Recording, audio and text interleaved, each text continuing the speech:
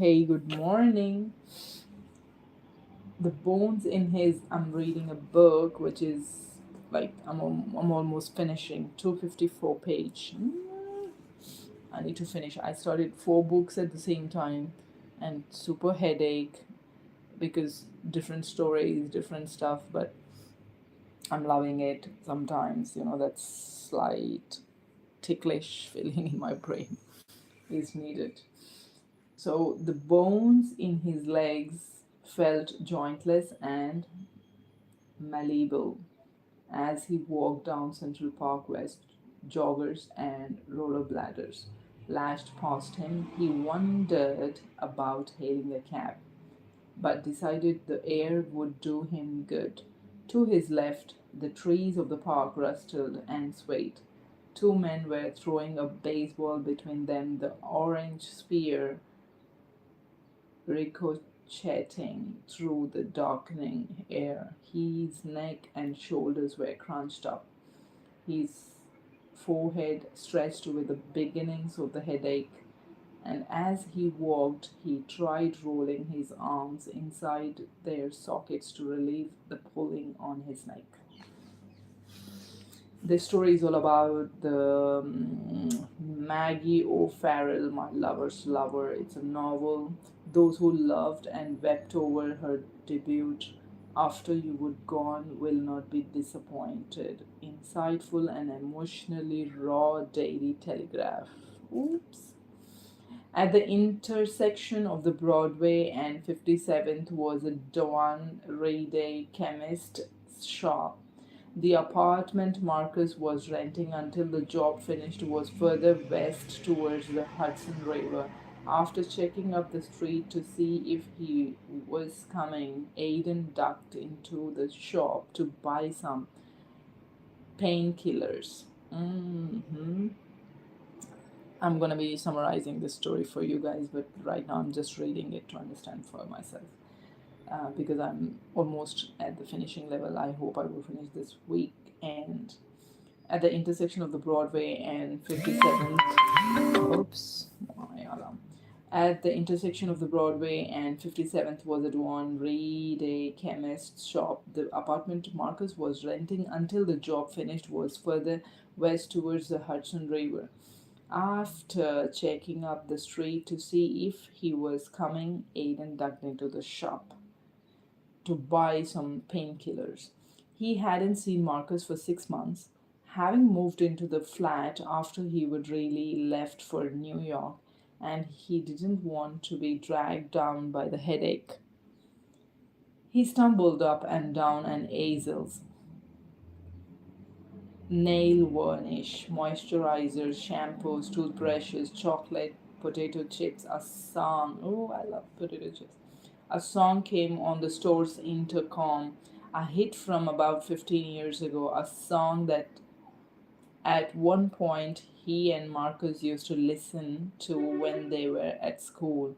On Marcus' Walkman with two headsets. He hoped that Marcus would arrive before it ended, so that he could drag him into the strip lit shop to listen.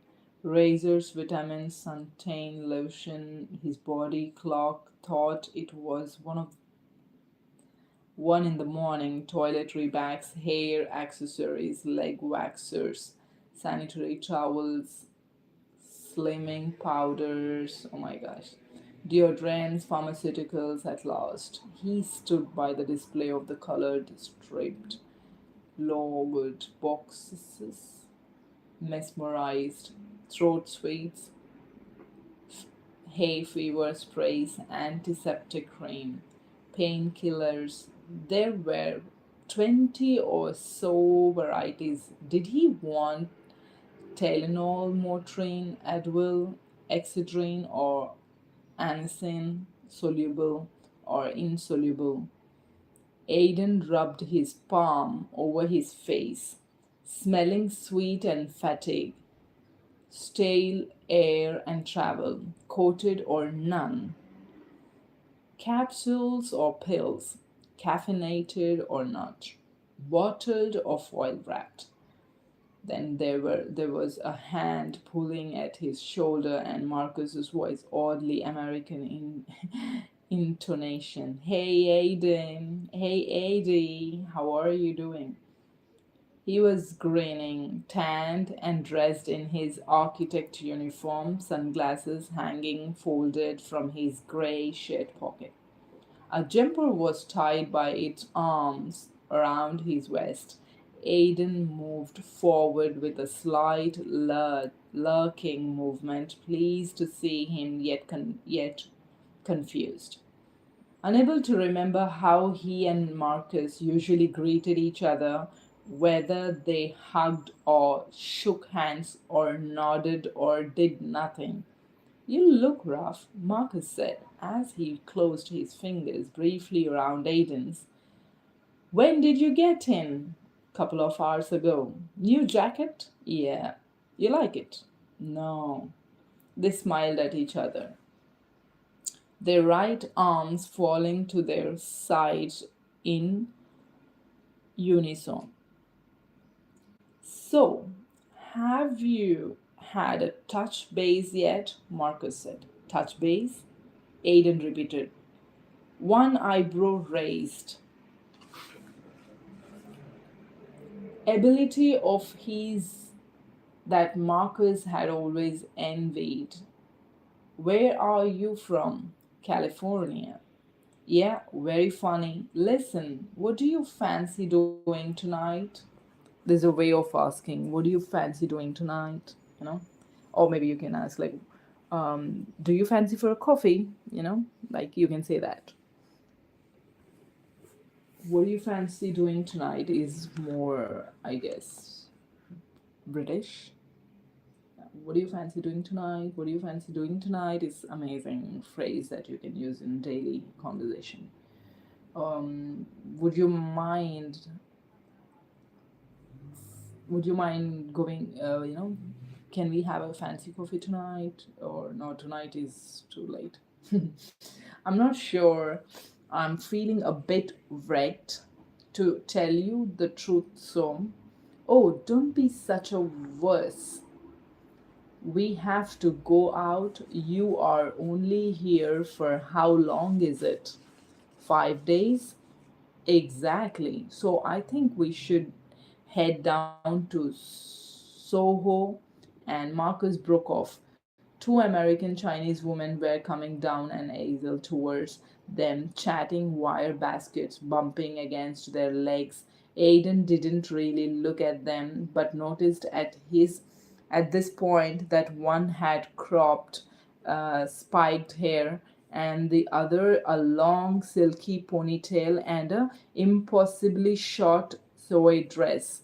Aiden stepped aside to let them past, still waiting for Marcus to finish his sentence. But Marcus was holding his ground, hands on hips. He was widening his eyes and grimacing. And for a second, Aiden didn't know what he was doing, pulling a strange face like that, and was wondering if there was nothing wrong when he saw that he was grinning at the two women who were staring at them, then looking at each other, then laughing and looking back at them. Hi, I short haired, one said as they paused. What happened next happened fast. The woman walked on, one glancing over her shoulder towards the end of the aisle. Marcus touched Aiden's sleeve, said, hang on, and went after them. Hi, hi, hello, he heard him saying to them, stepping between them. How are you? You, Maddie.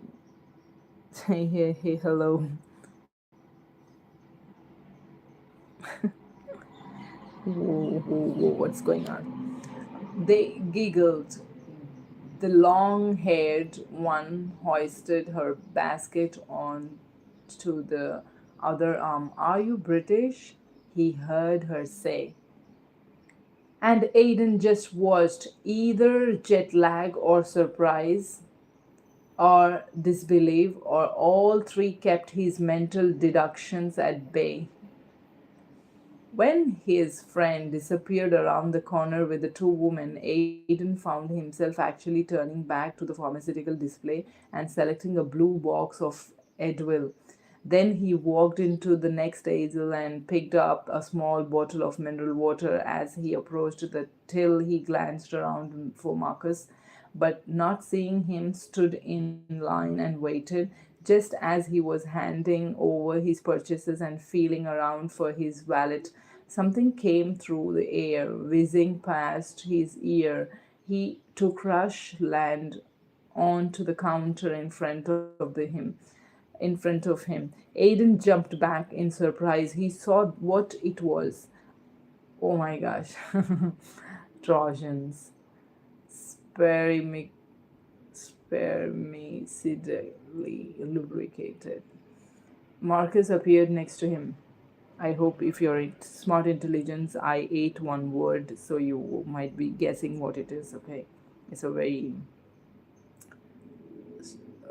intimate story here, which I'm reading actually. So he got some box full of something. So guess what it is, and if you can write it, what he got, then you are listening to the story carefully. Marcus appeared next to him, delving in his pockets and bringing out a $10 bill. Right, okay. We were sorted, he said. Thanks, he said to the cashier as she gave him his change, and hanging Aiden his thighs, pushed the condoms into his back pocket. They are heading for a club over a three-bay car, he began in a low voice as they walked towards the door. But not till later he could meet them there, or we could all go for a drink first. What do you think? Aiden's brain was picking up the momentum of what was happening. He stopped just outside the door, so abruptly, so suddenly that Marcus fell into him. What are you doing? He said. Marcus blinked. What do you mean? What do I mean? I mean, what are you playing at? He gestured at the woman standing a few yards off on the sidewalk, who he now noticed were proudly still teenagers, and back to Marcus' pockets where the condoms were. He watched incredulous, as a wary smile incredulous is doubtfully, or maybe, not trustingly, not in a position to believe, I guess. He watched incredulous as he not believing, unable to believe, as a wary smile insinuated itself into Marcus' features. Aiden, you are not going to come over all pious on me, are you? Furry flayed in Aiden's chest, adrenaline allowing through his system, banishing all traces of exhaustion. He repeated, Piers, this has absolutely fuck all to do with my piety. Does the word synod mean anything to you? Anything at all? At the mention of her name, something flickered in Marcus' face. Something recognizable, identifiable, then it was gone as quickly as it had come. Look, he said, I think we should go for a drink with these two. Are you up for that or not? Aiden started at him. August, no, I'm not. So, what do you want to do, Marcus? He began, then stopped. I just think vocabulary eluded him. Do what you want. He waved his hand at him. We can't talk about this now. Marcus didn't answer, but stood where he was, his face turned towards the girls, one foot balanced, jiggling on top of the other. I can desert you like that. he muttered, still not looking at him. Aidan watched him, very curious as to which way he could go. You're really jet lagged, are you? You're just going to bed, Marcus said, turning his face back to Aidan. So give me a call tomorrow at the office, okay? Aidan was silent. All right, Marcus said, ignoring the fact that he would had no reply. I will speak to you then. Aidan watched as his face walked off. Flanked by the two women down Broadway, he went to rub one hand against the other and discovered that he was holding a plastic bag containing a Advil and water, remarked, and headache. He felt as if he was peering out of the mask pane, his head throbbing, his eyes smarting in his skull. Aidan had spent the day arguing over the anthropomorphization. Oh my god, this is a very big word. Anthropomor. What the fuck is this? Anthropomorphization. Okay. Anthropomorphization. Oh my god, this is a very big word. I've never heard. Anthropomor anthropomorphization. This is really huge. How many letters? 1, 2, 3, 4, 5, 6, 7, 8, 9, 10, 11, 12, 13, 14, 15, 16, 17, 18, 19, 20 letters in this word. 20 is actually 26 letters in English. So 20 letters are covered in this word. Wow, this is very interesting word. I need to remember. Anthropomor anthropomorphization. Anthropo I'm actually reading quickly, but it's really difficult. Anthropomorphization.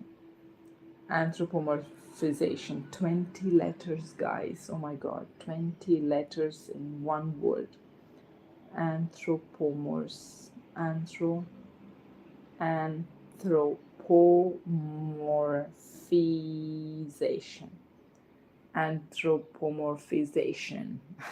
Very interesting. Anthropomorphization of a penguin. Oh my god, words. I think it was like fucking what. Aidan had spent a day arguing over the anthropomorphization of a penguin. Fucking shit. I guess this is a bad word. I don't know. Corners of his brain still witched with the images of the video footage they had been watching on a big conference screen. Penguins sliding down glaciers, penguins sleek swimming in barely liquid Arctic waters, penguins shuffling over their eggs. Walking back to his hotel, he scrolled through his mobile messages. He would diverted 5 calls from Marcus, telling himself he was too busy, that it was rude to answer his phone when in a meeting, that he would call him back later. As he was walking across his hotel lobby, a monstrosity of curtained glass walls, plastic EV plants, and explosions of fairy lights towards the lifts. He saw him sprawled across a seat in a bar, one leg hooked over the side of the chair, reading a folded up paper. Aidan hesitated, looked at his lift doors and the illuminated descending arrows, then back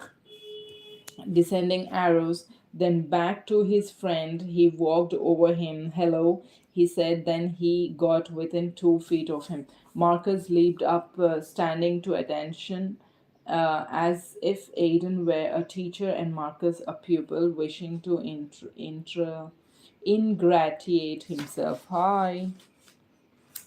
Aidan read readjusted. Wait. Aidan readjusted his bag where the strap was cutting into his shoulder. He felt as if the weight of it was driving him into the deep pile of the carpet, that if he stayed standing there any longer, he might never move on. So Marcus said, rolling the paper into a funnel of in his hands. How are you? Have you finished for the day? Yeah. Do you want to go and get something to eat? Aiden shifted his feet, static from the carpet sparked under his shoe soles. Okay. The taxi driver had a radio pumping out heavy gangsta rap, so as they sped past Central Park, they were able to sit without their silence becoming embarrassing. Even when they got out of the taxi, slamming their separate doors and fussing over who was paying. They didn't talk much. The sidewalks were so crowded that all the sidestepping and waving made conversation difficult, and then they were queuing, queuing in a line for a Chinese restaurant. Queuing.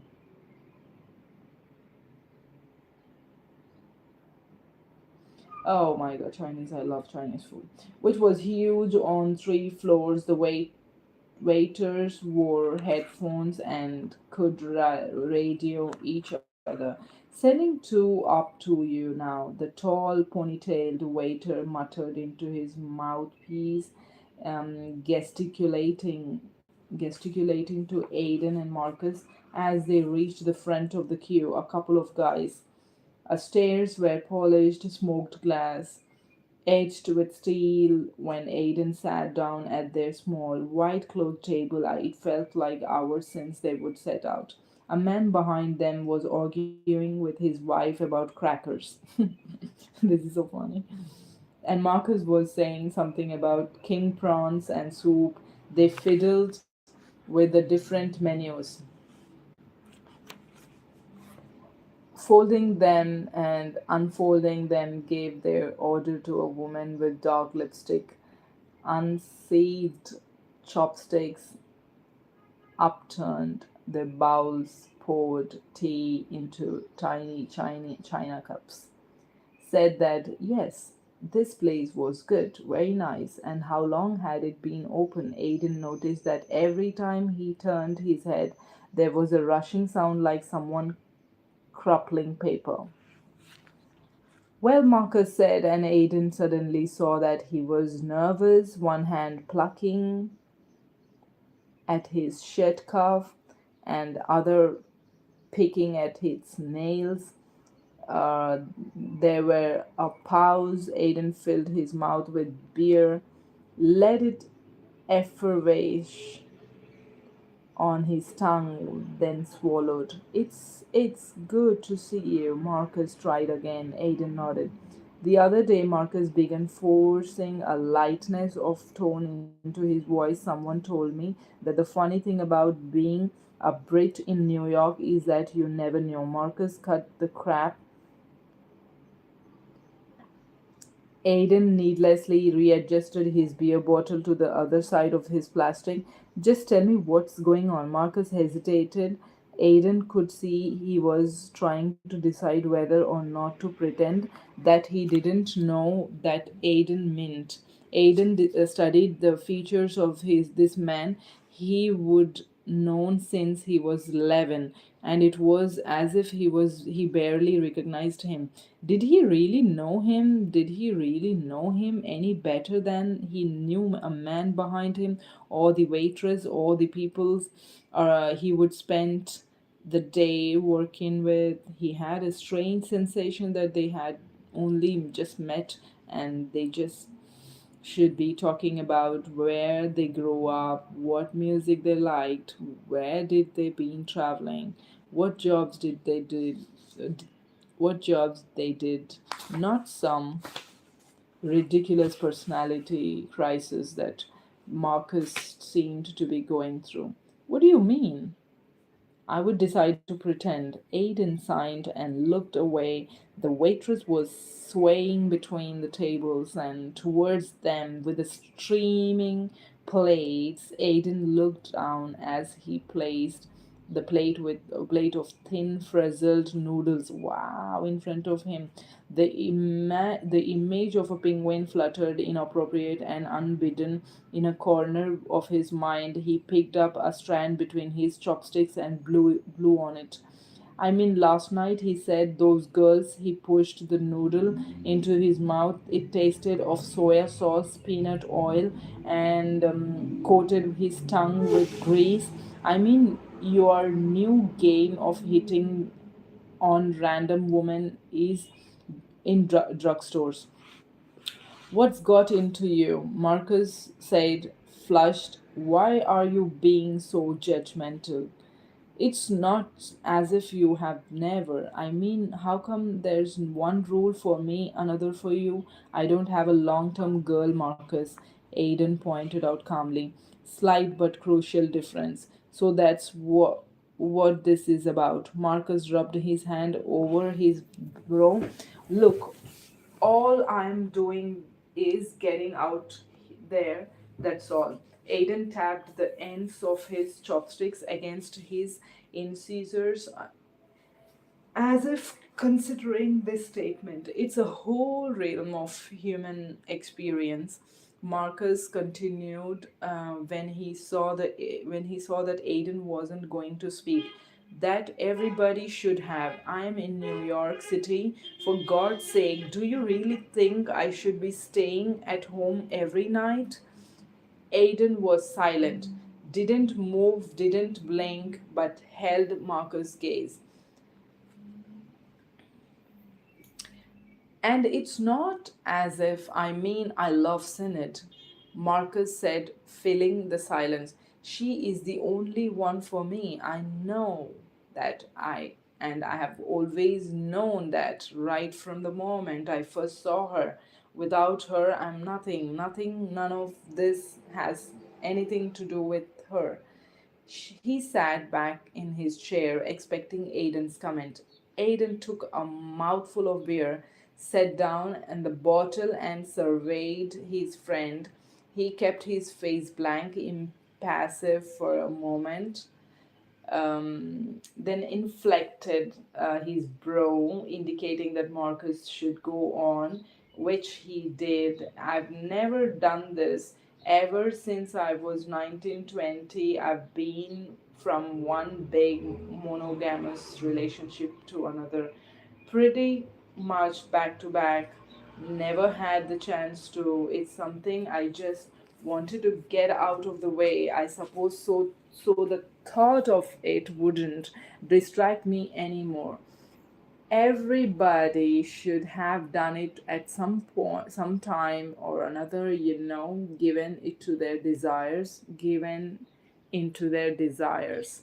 He stopped. Aiden felt him readjusting his feet under the table. The tablecloth tugged at the everybody. Distract me anymore. Everybody should have done it in some time or another, given into their desires. He stopped. Aiden felt him readjusting his feet under the table. The tablecloth tugged at the table corner. A toe of his shoe nudged Aiden's shin. And I really think you need to have a period of exploration before you.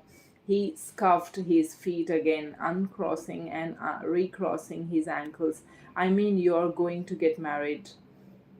And I really think you need to have a period of exploration before you. He scuffed exploration period. That's absolutely true. I agree with this. I completely agree. I have never done this ever since I was 19, 20. I've been from one big monogamous relationship. It's like with one person.